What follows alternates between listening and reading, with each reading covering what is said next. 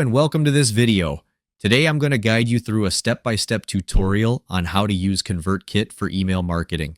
It's easy to get started, and if you'd like to follow along, there's a link in the description below. You can use it to sign up for a free trial or quickly log into your account. Sign up for a ConvertKit account. They offer a free plan for up to 1,000 subscribers, which is great for getting started with email marketing. Go to the Forms section in the dashboard and click Create Form. Choose between an inline form or a landing page. Customize the design to fit your brand, adding fields like name and email, and style it with your logo or colors. Once done, embed the form on your website or share the landing page link to start collecting email addresses.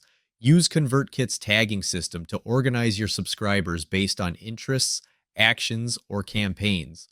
For example, tag subscribers who sign up for a specific freebie or who click on a particular link. If you want to send a one-off email, go to the Broadcast section and click Create Broadcast. Write your email, choose your audience, and either send it right away or schedule it for a future time.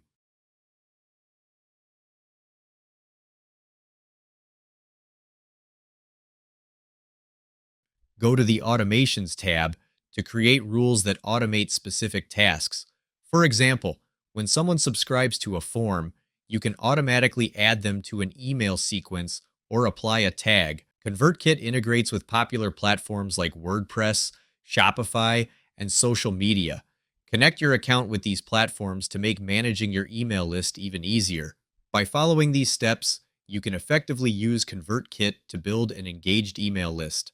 I'm offering a free email list building course in the description below, where you can learn how my team and I generate $3,493 in commissions while growing our email list. The training is completely free right now, so don't miss your chance to check it out. Thanks for watching.